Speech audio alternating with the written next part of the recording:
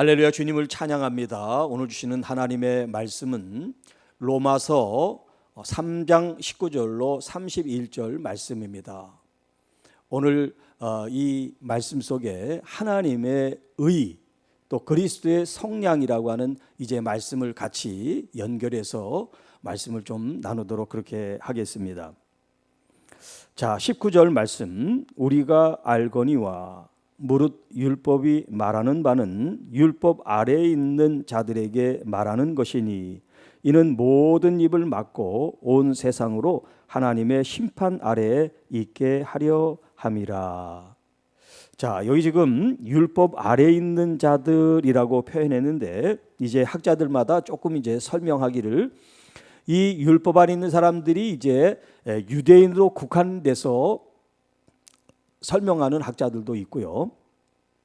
또 이것을 좀 더 유대인, 이방인 이렇게 확대해서 이제 보는 학자들 여러 측면이 있는데, 꼭 유대인으로 국한하기보다는 유대인들과 이방인들, 왜냐하면 모든 입을 막는다, 또 온 세상이라고 표현한 이 표현이 유대인을 한정지어서 지금 이 말씀이 선포되는 게 아니기 때문에 단순히 로마에 지금 이 서신을 보낸다고 독자가 로마인들만은 아니잖아요. 1차적으로는 로마인들이 독자지만 그 독자들을 넘어서 거기에 이제 유대인들도 있고 이방인들도 있을 수 있지만, 또 이 서신이 로마뿐만 아니라 다른 이제 소아시아나 유럽이나 뭐 아프리카나 현재 우리 아시아 또 시대를 뛰어넘어서 이렇게 하나님의 말씀이 지금 전파되고 흘러오고 있다는 거죠. 그래서 율법 아래 있는 자라고 하는 것은 모든 사람들을 다 포괄적으로 의미해 주는 말입니다. 자, 그런데 이 구약의 율법, 하나님의 말씀이 우리에게 말하는 건 뭐냐면 하나님의 심판 아래 있다라고 하는 거라는 거예요. 하나님의 심판 아래 있다. 어떻게 보면 이 심판에 대해서 이해를 하지 못하면, 이 세상 살 맛이 없는 하나님의 심판 아래 이미 놓였다면 무슨 희망을 가지고 우리가 살아갈까 하는 그런 생각을 가질 수가 있겠어요. 그런데 여기 하나님의 심판이라는 이 의미가 징계와 체벌과 어떤 형벌을 내리시는 거라고 생각하면 정말 끔찍하고 두려운 일이지만, 이 하나님의 심판 안에는 꼭 그런 측면만 있는 것이 아니라 하나님께서 이 땅에 수고하고 또 애를 쓰고 하나님 말씀으로 산 사람들에 대한 보상과 또 하나님이 주시는 어떤 기업과 또 영원한 하나님의 그런 생명이 있는 선물이 이 심판 아래 있는 거란 말이죠. 그러니까 하나님의 심판이라는 이 심판이 재판이라고 하는 그런 의미를 가지고 있어요. 심판하면 이미 부정적인 이미지가 깔려 있지만, 재판은 이게 아직 확정이 된 게 아니잖아요. 그 재판이라고 하는 것은 어떤 객관적으로 이 재판을 통해서 이 사람이 죄가 있는지 아니면 무죄인지 아직 판단이 안 됐단 말이에요. 그렇게 유보적인 의미가 있는 개념인데 이걸 심판이라고 하니까 어떤 의미에서 이미 가능성이 배제되어 있는 그런 이제 닫혀 있는 개념처럼 느껴진단 말이에요. 자, 온 세상으로 하나님의 심판 아래 있게 하려 함이라. 누구든지 하나님의 심판, 하나님의 재판정 앞에, 그걸 이제 우리는 계시록의 백보자라 그러죠. 그 하나님의 흰 보좌 앞에 서게 돼서 마치 양과 염소를 가로시듯이 의인과 죄인을, 악인들을 하나님이 나누시게 되는데, 바로 율법이 죄인의 자리, 의인의 자리를 구분하는 그런 척도가 되겠다 하는 말씀이에요. 그러므로 율법의 행위로 그의 앞에 의롭다 하심을 얻을 육체가 없나니 율법으로는 죄를 깨달음이라. 자, 우리가 너무나 잘 아는 말씀이죠. 율법을 다 지키면서 완전히 그것을 지킴으로써 우리가 의로운 사람이라고 부름을 받을 사람은 이 땅에 없다는 거예요. 그만큼 우리들이 하나님의 율법을 지키는 것이 어렵다는 거죠. 그러면 하나님이 왜 어려운 말씀을 지키라고 해서 이렇게 힘들게 만드나? 그런 의미가 아니라 하나님의 말씀은 죄를 깨닫게 한다는 거예요. 제가 오전에도 얘기했잖아요. 나는 죄인이다. 그 고백을 해야 된다고. 나는 의인입니다 하고 죄를 모르고 지나가는 사람은 하나님의 심판을 받지만, 하나님의 율법을 우리가 철저히 다 지킬 수는 없는 그런 한계가 있는 사람임을 고백하고, 주님 저는 죄인입니다, 그럴 때 예수 그리스도의 의로움으로 우리가 의롭게 된다는 거예요. 이게 신비면서 이게 하나님이 우리에게 제시하는 구원의 길이란 말이죠. 그러니까 우리가 착한 삶을 살아서 구원받는 게 아니라 죄인으로서 예수 그리스도의 그 의를 믿고 순종함으로써 우리가 구원에 이른다는 거예요. 이게 복음이에요. 얼마나 감사합니까? 구약에 있는 모든 말씀을 지켜야 구원받는다. 그러면 그 문을 누가 통과해서 구원받을 수가 있습니까? 아무도 그럴 수가 없어요. 그런데 우리의 연약함을 아시기 때문에 율법으로는 우리가 그 행위로는 구원받지 못하고 의롭다 인정을 받지 못하지만, 죄인으로서 내가 하나님께서 이렇게 제시한 이 길, 이 말씀, 이 율법의 길을 걸어가지 못한 이 연약함을 주님 앞에 고백하고 또 스스로 인정하고, 그래서 더욱 예수 그리스도의 그 의가 필요한 믿음의 사람인 것을 고백할 때 주님께서 죄를 깨닫고 또 우리로 하여금 죄를 멀리하고 할 수 없지만 할 수 있는 힘을 다해서 주님께 더 가까이 가려고 하는 마음을 품게 한다 하는 겁니다. 이게 율법의 기능, 율법의 이제 역할이라고 표현할 수 있겠죠. 21절. 이제는 율법에 하나님의 한 의가 나타났으니, 이게 이제 하나님의 의라고 하는 개념이에요. 율법과 선지자들에게 증거를 받은 것이라. 여기 율법과 선지자. 자, 위에도 지금 율법이란 말이 쭉 나왔는데, 그 율법이라고 하는 그 말과 지금 현재 율법과 선지자라고 하는 이 말이 조금 이제 같은 말이기도 하지만 의미상 조금 우리가 구별을 해야 되는데, 그게 뭐냐면 율법과 선지자 이렇게 같이 붙여서 말할 때는 구약 성경 전체를 가리켜요. 율법하면 우리가 보통 모세오경을 이렇게 지칭하는 말로 씁니다. 유대인들은. 그러니까 모세오경이 율법이에요. 그런데 여기서 지금 말하는 율법과 선지자라는 것은 이제 구약 성경 전체를 아우르는 그런 이제 관용어처럼 사용을 합니다. 율법과 선지자들, 이렇게 사람을 가리키는 게 아니에요. 그들이 한 말씀, 하나님께서 주신 모세를 통해서나 선지자를 통해서 하신 말씀을 지금 가리키는 거예요. 사람을 가리키는 게 아니라. 자, 그렇게 구약에 있는 하나님의 종들을 통해서 나타난 그 말씀이 증거가 됐다는 거예요. 어떤 증거? 하나님이 이 땅에 의를 보여주셨다는 거죠. 하나님의 의. 구약 성경을 여러분 한번 읽어보세요. 의라고 하는 그런 단어가 나올 때 한번 동그라미 쳐보세요. 얼마나 그 의라고 하는 말이 많이 나오는지 몰라요. 자, 22절. 곧 예수 그리스도로 말미암아 모든 믿는 자에게 미치는 하나님의 의다. 그러니까 구약에서는 물론 예수님이 우리에게 나타나지 않으셨는데, 이 구약에 하나님께서 말씀하신 의가 예수 그리스도의 이 삶을 통해서, 십자가를 통해서 의가 이제 성취되고 완성을 이루신 거죠. 그 십자가가 그러니까 의의 상징인 거예요. 우리를 구속하시고 구원하신 십자가지만 또 다른 의미에서는 그 십자가가 하나님의 의를 이룬 하나의 표상이라 그럴까? 어떤 상징이 될 수도 있는 거죠. 자, 그래서 모든 믿는 자에게 미치는 하나님의 의인데 차별이 없다. 뭐 유대인은 특별히 선민이니까 구원을 더 잘 받고, 뭐 이방인들은 하나님의 선택을 받지 못한 이방인이니까 그 사람들은 구원에 뭐 배제가 됐다든가, 무슨 천국에 가면 무슨 이렇게 저기 하석, 상석 이렇게 있어가지고 차별이 있는 게 아니라는 거예요. 여러분, 우리가 믿는데 좋은 게 뭐냐? 차별이 없다는 거. 차별이 없다는 거. 그러나 우리가 서로 나이 드시고 또 이렇게 직분인 사람을 우리가 예우해 드리는 건 차별이 아니죠. 그건 존중이고 환대죠. 수고하신 어떤 그 마음을 우리가 높여주는 거지. 우리가 무슨 그 사람이 우리보다 어떤 계급이 높거나 그런 상하 관계가 아니잖아요. 네. 그러니까 서로를 축복하고 존귀 여기고 환대하고 호의적인 마음을 갖고 긍휼히 여기는 거 얼마나 좋아요. 이거 싫은 사람 아무도 없을 거야. 이거 얼마나 좋아요. 내가 다른 사람을 환대하고 다른 사람을 존중하는데 다른 사람들도 나를 존중하고 서로 이렇게. 이게 천국이지 않습니까? 이게 참 행복이죠. 가정에서도 서로 환대하고 서로 축복하고.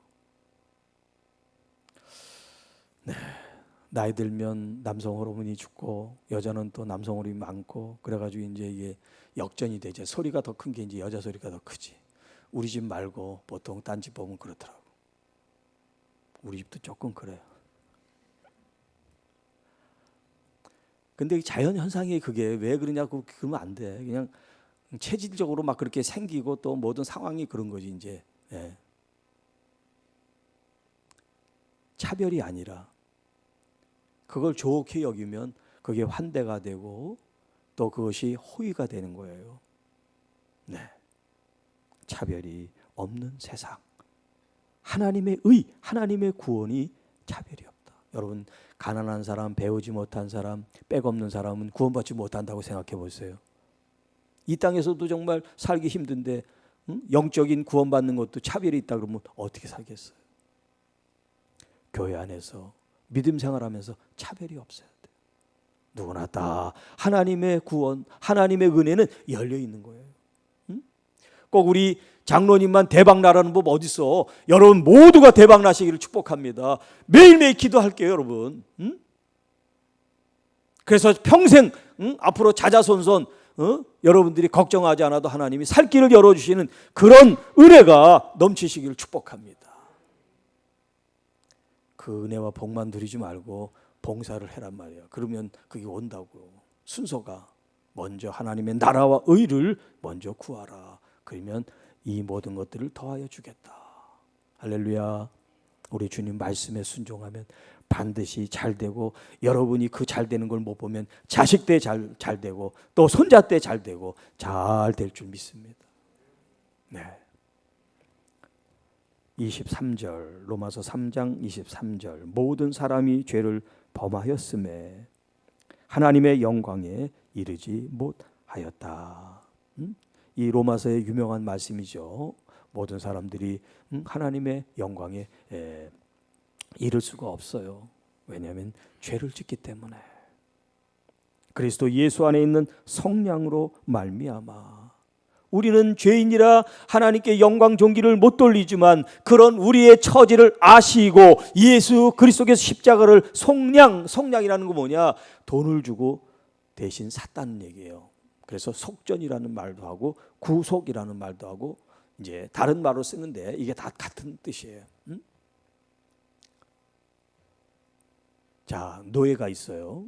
그 노예가 노예시장에 이제 팔리게 됐는데 그 사람을 쫙 이제 보고서 값을 정해요. 그럼 이제 돈을 많이 이제 부른 사람이 그 노예를 사게 되는 거죠. 주인이 되는 거죠. 그래서 어떤 사람이 이제 그 사람을 돈을 주고 이제 노예를 샀어요. 노예 증서를 가지고 이제 내 거죠. 내 소유가 된 거예요. 노예는 사람이 아닙니다. 노동력을 위해서 이제 지금으로 말하면 기계처럼 이제 산 거예요. 자, 그런데 내 소유인데, 내 소유물인데, 내 노예고 내 종인데 이 주인이 너무나 착해서 이 종을 종으로 쓰려고 산 게 아니라 자유를 주기 위해서 산 거예요. 많은 돈을 지불하고. 그래서 그 종에게 노예 증서를 다 말소시키고 자유롭게 그 사람을 해줬어요. 이게 바로 오늘 본문에 있는 속량이라는 단어의 의미예요. 예수 그리스도께서 십자가를 통하여 희생하신 게 뭐냐면 일일이 우리에게 돈을 주고 다 속량해서 죄값을 치르지는 않았지만 예수님의 그 목숨이 우리의 죄값으로 지불되었어요. 이미 페이드, 이미 지불이 되었어요. 하나님께서 그걸 받으셨어요. 그래서 예수님 십자가에서 엘리 엘리 라마 사박다니 나의 하나님 어찌하여 나를 버리시나이까 라고 부르짖었던 거예요. 버림을 당한 게 뭐냐면 이미 예수님의 그 생명을 통해서 하나님이 속량 속전을 치르셨어요. 그냥 돈 주고 사고 팔고 매매하면 간단하죠. 돈이니까. 그러나 하나님께서는 이 세상 인류 한 사람 한 사람들을 구원하시기 위해서 예수님의 그 피를 통해서, 희생을 통해서 구원에 이르게 하셨습니다. 그게 바로 그리스도 예수 안에 있는 속량으로 말미암아라는 의미가 되겠습니다. 하나님의 은혜로 값 없이 의롭다 하심을 얻은 자가 되었습니다. 사실은 값 없이가 아니죠. 우리가 이제 값 없이라고 하는 말을 자꾸 쓰니까 우리가 구원받은 게 너무나 헐값으로 값 없는 그런 것처럼 생각하면 안 돼요. 여기 값 없이라고 하는 것은 값을 환산할 수 없는 그런 값어치가 있다는 거죠. 그래서 이제 영어로 카운터블 하면 계산을 할 수 있는 그런 뜻인데, 언카운터블, 계산할 수 없는, 값 없다는 게 가치가 없어서 그런 게 아니라 값으로 환산할 수 없는 그런 값어치를 가지고 있고, 그런 가치를 통해서 우리가 구원받은 거예요. 그러니까 여러분, 한 사람 한 사람들이 얼마나 소중한 사람들인데요. 여러분 자신들을, 여러분을 막대하면 안 돼요. 자존감 높이는 그런 훈련할 필요도 없어. 그냥 여러분 자신은 존귀한 사람들이에요. 예수님의 보혈이 여러분을 샀기 때문에. 그리고 여러분의 소유가 아니라 누구의 소유야? 예수 그리스도의 소유가 된 거예요. 그런데 그분은 너무나 착하셔서 돈을 주고 노예 증서를 말소하시고 자유인이 되었다, 그렇게 해주시는 것처럼 우리를 죄에서 자유케 하고 자유의지를 가지고 우리가 살 수 있게 하셨는데, 우리는 그 자유의지를 가지고 하나님께 더 감사하고 더 감격하며 이제 자유를 받은 이 자유로 내 마음대로 사는 것이 아니라 내가 주님의 뜻대로 살겠습니다 라고 고백하며 사는 것, 이것은 우리의 몫이죠. 이것은 나의 몫이에요. 네. 여러분, 이 오후 시간에 11시 예배 드리고 또 이렇게 오후 시간에 참여한다는 게 이게 쉬운 일인 것 같지만 쉽지 않아요. 그런데 우리 장로님들, 우리 권사님들, 집사님들 이렇게 거의 모두가 다 중직들은 다 오신 것 같아. 네, 연로하신 분들은 그렇지 않지만 여러분들, 네, 얼마나 감사한지 몰라요. 하나님의 은혜로 값없이 의롭다 하심을 얻은 자, 우리예요. 나의 얘기를 하고 있는 거예요 지금. 이게 로마서 얘기지만 로마서 이 말씀이 지금 내 얘기를 하고 있는 거예요. 여러분, 자기 얘기를 지금 하나님께서 사랑으로 지금 여러분들에게 지금 말씀하실 때 가슴이 뛰어야 돼. 이게 두근거려야 돼. 이 나의 얘기니까. 나를 이렇게 구원하셨고 나를 이렇게 의롭다 하셨구나. 내가 죄인인데, 날마다 하나님 앞에 부족하고 부끄러운 존재인데 예수님의 보혈로 값을 치르셔서 나를 구원해 주셨구나. 내가 이런 속량함을 받았구나. 자, 여기까지 잘 따라와 오셨죠? 다 이해하셨죠? 그럼 한번 시켜볼까요? 지난번처럼? 살짝 긴장하시는데, 네, 오늘 안 시킵니다. 네, 긴장하지 마시고. 그래도 우리 김현순 권사님은 하라면 할 거야. 근데 안 시켜. 하실 수 있기 때문에. 자, 25절. 이 예수를 하나님이 그의 피로써 믿음으로 말미암아 화목제물로 세우셨으니, 여기 이제 화목제물이라는 말이 나오죠. 이 화목제물이라는 것이 이제 학자들이 속죄제물과 화목제물에 대한 이 제물을 가지고 서로 싸워요. 이 말이 화목제물이냐 속죄제물이냐 그거 가지고 이제 학자들이 서로 이제 디베이트를 합니다. 논쟁을 벌여요. 근데 논쟁을 벌일 게 없는 게, 자, 따지고 보면 속죄라는 말과 화목자라는 말이 단어와 의미는 조금 다르지만, 제가 오늘 이 산상수훈의 팔복도 따로따로 하나씩 떨어진 게 아니라 서로 유기적으로 관계가 있다라고 말씀드린 것처럼 이 속죄와 화목이란 말이 서로 다른 말이 아니에요. 자, 이 화목의 개념이 뭐냐면 그냥 화평하다 이런 의미가 아니에요. 예를 들어서 욤키푸르라는 대속죄일 날 이제 대제사장이 자신들의 죄와 백성들의 죄를 가지고 하나님 앞에 불쌍히 여겨달라고 기도하죠. 제사를 드리잖아. 그러면 하나님께서 이제 용서를 하신단 말이야. 그러면 그 자리가 화목한 이제 제사가 된 거예요. 그런데 화목하기 위해서는 뭘 해야 돼? 속죄를 해야 돼. 속죄. 제가 죄인입니다. 우리 죄를 용서해 주세요. 그래서 속죄 제물을 드려야 된단 말이야. 그러면 제물이 하나님께 드림받아서 이것이 화목제물이 되는 거예요. 그러니까 속죄제가 없이 화목제가 되는 게 아니에요. 우리의 죄를 속해 주셨기 때문에 이 제사가 화목제가 되는 거죠. 그러니까 예수 그리스도의 보혈, 그 피가 십자가에 흘렸는데 우리가 그것을 믿음으로 받아들여야 화목제물이 되든 속죄제물이 되든, 예수님 돌아가셨는데 피 흘렸는데 그걸 안 믿어, 나랑 상관없어, 그러면 나에게는 그것이 속죄제물이든 화목제물이든 아무 영향이 없죠. 그러나 예수님이 돌아가신 지 2000년이 됐지만 나는 성령으로 그것을 믿습니다. 그럴 땐 여러분들이 그 제물로 속량이 되고 그 예수님의 피를 통해서 구원에 이르게 됐다는 말이에요. 자, 이는 하나님께서 길이 참으시는 중에 전에 지은 죄를 간과함으로 우리의 의로우심을 나타내려 하심이라. 하나님 자신이 의로우시다. 의로우신 하나님에 대해서 우리가 계속 복음서를 지금 강의하면서 말씀을 드렸죠. 곧 이때 자기의 의로우심을 나타내사 자기도 의로우시며 또한 예수 믿는 자를 의롭다 하려 하심이라. 하나님도 의로우시고 의로우신 하나님의 아들로 이 땅에 와서 십자가를 지신 예수님도 의로우신 분이신단 말이에요. 죄인으로 십자가 지신 게 아니에요. 죄인인 우리 대신 예수님이 의로우신데 십자가를 지신 거죠. 그 의로우신 십자가를 통해서 믿음으로 이제 의롭게 된 우리들조차도 예수님의 그 의에 이르게 하셨습니다. 그래서 예수 믿는 자를 의롭다 하려 하심이니라. 자, 그런즉 자랑할 때가 어디 있느냐? 있을 수가 없다. 이게 뭐냐면 자기 의를 나타내는 사람들이 있단 말이야. 자기의 영광을 취하는 사람, 하나님의 이름보다 자기의 이름을 더 존중히 여기고 자기의 어떤 사업과 자기의 어떤 명예와 물질을 더 앞세우는 사람들이 있는데, 이런 사람들, 또 특별히 유대인들 같은 경우는 뭡니까? 우리는 율법이 있습니다. 율법을 지킵니다. 뭐 할례를 냈습니다. 안식일을 지킵니다. 11조를 합니다. 이렇게 자랑거리를 늘어놓는단 말이에요. 이런 자랑거리 내 의가 예수 그리스도의 이 의에 그 어떤 보탬도 되지 않는다는 거예요. 그건 별개 감사해서 우리가 하는 거지, 무슨 공로를 얻기 위해서, 구원의 어떤 공적을 쌓기 위해서 그런 것이 아니다 하는 거예요. 오직 믿음의 법으로니라.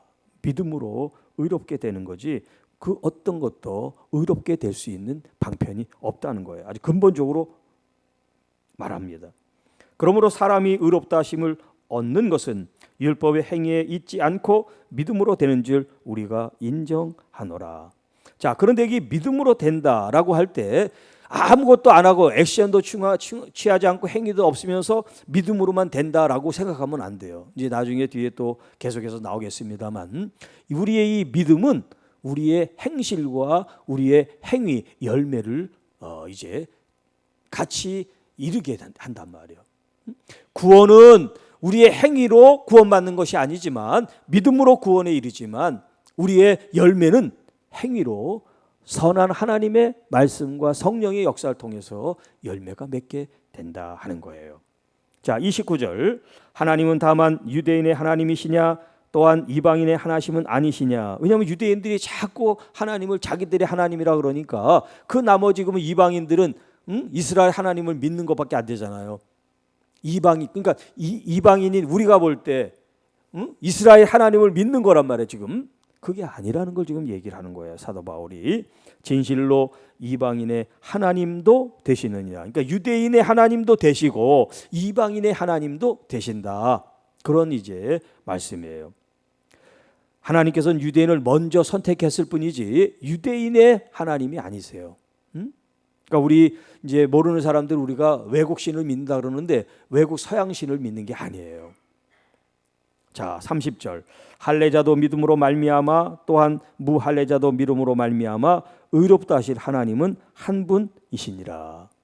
할례를 받은 사람은 누구예요? 유대인이겠죠. 지금은 뭐 그렇지 않지만 이제 유대인들이 할례를 받았을 때나 할례를 받지 못한 이방인들에게도 하나님은 같은 하나님이시다. 그 하나님을 믿는 거지. 할례 받은 사람들은 특별한 하나님을 믿고 할례 받지 않은 사람은 하나님을 제대로 못 믿는 게 아니다 하는 거예요. 자, 그런즉 우리가 믿음으로 말미암아 율법을 파괴하느냐? 그럴 수 없느니라. 도리어 율법을 굳게 세우느니라. 자, 우리가 율법을 뭐 처음부터 끝까지 다 철저하게 지키지는 못한다 할지라도 여기 율법을 굳게 세운다는 건 뭐냐면 하나님의 말씀이라는 것을 우리가 바르게 인식하는 거죠. 그래서 오늘날의 어떤 학자나 사람들은 예수님이 십자가에서부터 모든 것을 이루셨다고 해서 구약을 아예 보지 않는 그런 사람들이 있어요. 여러분, 구약의 말씀도 하나님의 말씀이에요. 신약의 말씀도 하나님의 말씀이고, 예수님이 이 땅에 오셨다고 해서 구약에 있는 말씀이 그러면 전부 다 소용이 없느냐? 그게 아니란 말이죠. 이제 사도 바울이 이 성경 속에서 율법이 폐해졌다, 이제 그런 표현을 쓰긴 써요. 그런데 이 표현을 좀 잘 우리가 해석을 해야 되는데, 정말 폐기 처분되고 없어지고 소멸돼야 된다는 그런 뜻으로 써진 게 아니란 말이에요. 그 이제 히브리적 사고와 이제 그 문맥을 통해서 우리가 해석을 할 때. 그런데 이제 쉽게 사람들은 율법 폐기론자들이 있어요. 율법이 폐해졌다, 우리는 새로운 율법, 새 언약 속에 산다, 이렇게 이제 속단하고 쉽게 생각을 하는데 그렇지 않습니다. 구약에 있는 말씀들이 지금 오늘날 와서 이제 더 성숙하게 완성되고 성취된 게 있는 거예요. 예를 들면 한 가지, 음식을 먹는 정결법이 있잖아요. 뭐 굽이 갈라진 거, 갈라지지 않은 거, 뭐 또 소같이 이렇게 대세김질을 하고 안 하고, 그렇죠? 그래서 정결하고 정결하지 않다, 그걸 얘기를 했단 말이야. 그게 이제 율법 안에, 모세 율법 안에 들려 있는데 그게 지금도 적용이 되지 않잖아요. 그건 그 시대 그 사람들을 문화와 그 어떤 그 식습관을 위해서 정결과 정결하지 않은 것을 만든 거란 말이에요. 그러니까 성경 속에 절대 진리가 있어요. 절대 진리. 그건 시대가 바뀌어도 변하지 않는 진리가 있는 거예요. 그러나 성경 속에는 그 시대와 상황에 따라서 주신 말씀도 있고 그렇지 않은 말씀도 있단 말이에요. 예를 들어서 구약에 첩을 많이 뒀어요. 첩을. 그러면 그 첩둔 얘기가 지금도 똑같이 그러면 이 말씀이 적용돼서 첩을 둬도 괜찮냐? 그건 아니란 말이에요.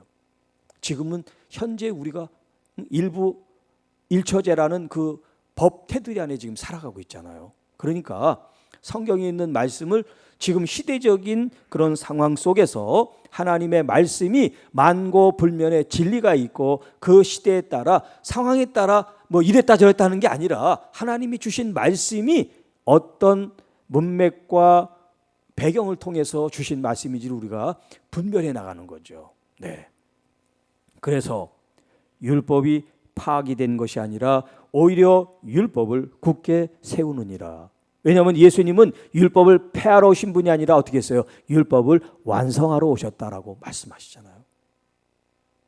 완성하러 오셨다.